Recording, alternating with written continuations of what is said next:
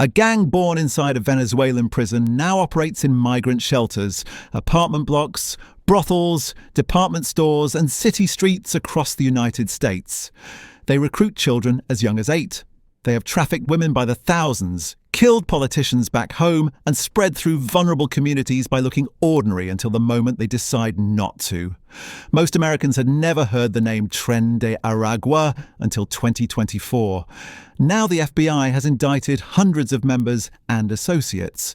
This is how a broke teenager sleeping in a Queens shelter becomes a local boss inside one of the most adaptable criminal organizations in the Western Hemisphere. Level 1.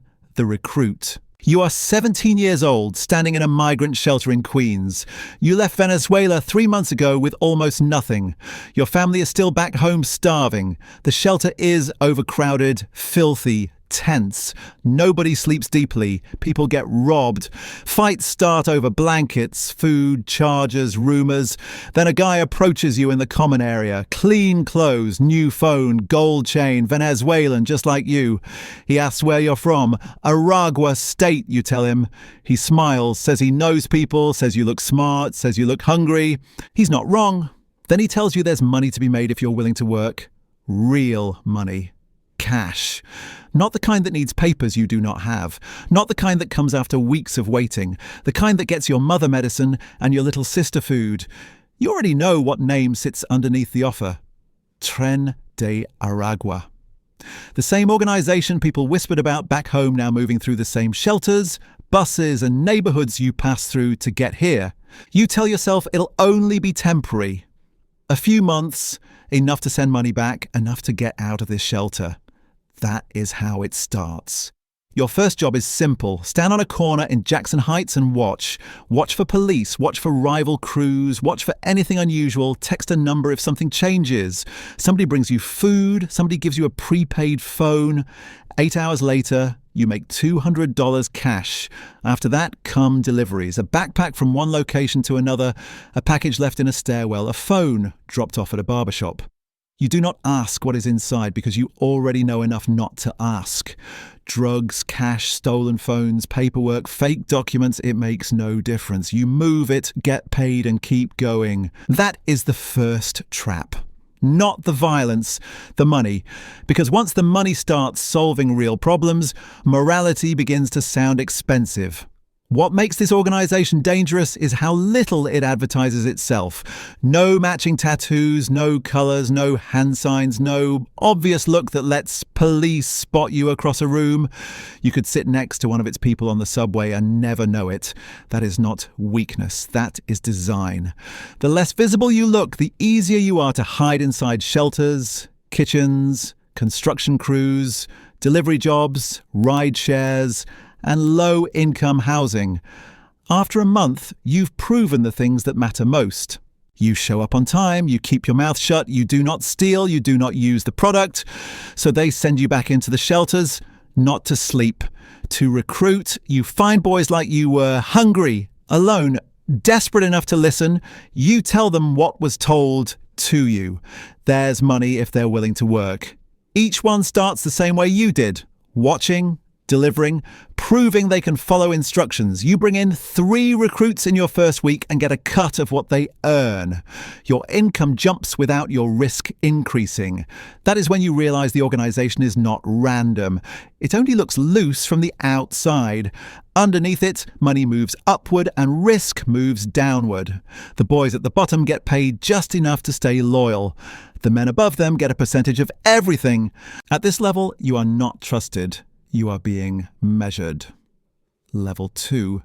The enforcer. 6 months in, the test changes. One of the boys you recruited steals 50 grams of cocaine he was supposed to deliver.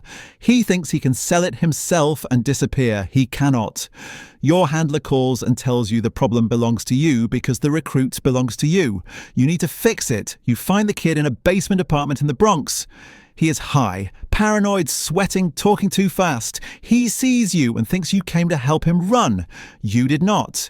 2 men came with you. The beating lasts 10 minutes. You do not throw most of the punches, but you throw enough. Broken arm, broken ribs, Hospital bed, message delivered. Stealing is not tolerated. Weakness is not tolerated. Failure is not tolerated. You feel sick for 2 days, then you stop feeling sick. That is the real threshold, not the first payment, not the first delivery. The first time violence becomes routine.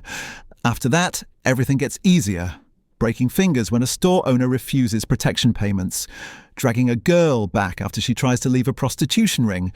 Pressing a gun to the head of a rival who thought he could work your block without permission. Fear keeps people obedient. Fear keeps people silent. Fear keeps the money moving. And you are good at producing fear. Now you are making $3,000 a week. Half goes back to Venezuela. Your mother thinks you work construction. Your little sister thinks you manage a restaurant. They do not ask hard questions because the money shows up every month. But while you are changing, the organization is changing too. Instructions that used to come through cleaner channels now arrive from different directions, different names, different apps, different messengers. Rumors spread that Tocaron was hit, that Nino Guerrero and the three daddies scattered, that crews in different countries are starting to operate with more freedom. From the outside, that sounds like weakness. From where you stand, it looks like opportunity, because chaos creates vacancies. The men above you are grabbing territory, building their own crews, and moving faster than they used to. The old discipline has not vanished, but it has loosened just enough for ambitious men to climb. You start paying attention to who gets protected, who gets promoted, who gets replaced, and who gets buried. You stop thinking like a worker and start thinking like someone who might own a corner of this. That is the deeper seduction of this level. Violence is no longer just a task. It becomes proof. Every beating, every threat, every collection buys you credibility with the people above you and fear from the people below you. At this level, you are no longer cheap labor. You are a weapon. Level 3, the Lucero. Now you run your own cell in Queens. A Lucero, a star, a local boss. 20 men report to you. You oversee drug distribution across multiple neighborhoods, protection payments from dozens of businesses, and a network of Venezuelan women forced into prostitution. Your people also run robberies in Times Square, retail theft crews, fraud using stolen identities, and debt collection tied to smuggling routes. Every stream by itself looks small. Together, they become a machine. Your weekly take is $15,000. You keep 5. The rest moves upward, though upward does not look as clean as it used to. The old prison hierarchy is fractured now. Messages come through encrypted apps from men you have never met. Some crews still kick money up. Some do not. Some answer to people in Chile. Some to people in Colombia. Some may still answer to the original leadership. Some may just be using the brand because the brand still scares people. The result is not a collapse, it is something more flexible. A franchise model held together by fear, money, and reputation. You run your territory the same way. You do not recruit men who look like gang members. You recruit migrants fresh off buses at Port Authority. People who need money, belonging, protection, or status badly enough to confuse exploitation with rescue. You promise safety, family, work, a room to sleep in, somebody to call. Whatever the person in front of you is desperate enough to believe, you sell it. Violence still holds all of it together. You film the execution of a rival and put it online. 31 shots. The clip spreads through Venezuelan immigrant communities across multiple states. The message is simple. Nobody challenges your territory. Nobody withholds money. Nobody cooperates with police. Brutality is no longer a tool you use reluctantly. It is management now, and for a while it works.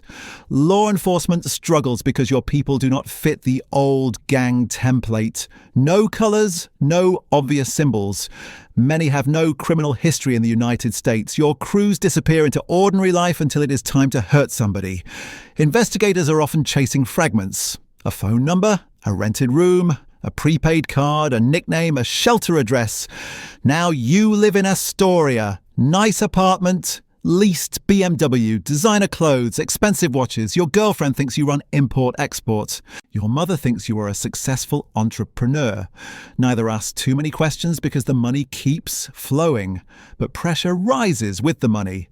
The FBI has now designated Tren de Aragua a transnational criminal organization. Federal resources, federal cases, federal prison time. More than 260 members and associates have already been indicted. That means phones are being mapped, payments traced, apartments linked, and names that used to seem disconnected are starting to connect. And then the real problem appears. One of your men gets picked up on a simple assault charge. 6 months, maybe less. But word comes back through police contacts you pay for information that he is considering cooperation. Names, locations, routes, apartments. He knows enough to wreck your entire cell if he flips. You already know what has to happen. The same thing that happened to the boy who stole product. Only this time the answer is not a beating. This time it is permanent. You make a call. Men head toward Rikers. There are contacts inside. Inmates die all the time. Reports get filed. Doors close. People move on. 2 days later, you get confirmation. Problem solved. You feel nothing. That is when you understand what this life has actually done to you. It did not just give you income. It did not just give you status. It rebuilt you into something colder, flatter, more useful. The boy who crossed the border still thought in terms of lines he would never cross. The man sitting in Astoria ordering deaths from his phone no longer thinks in lines at all. At this level, you are not surviving the machine anymore. You are helping run it. Level 4. The boss. You started on a corner in Jackson Heights making $200 a day.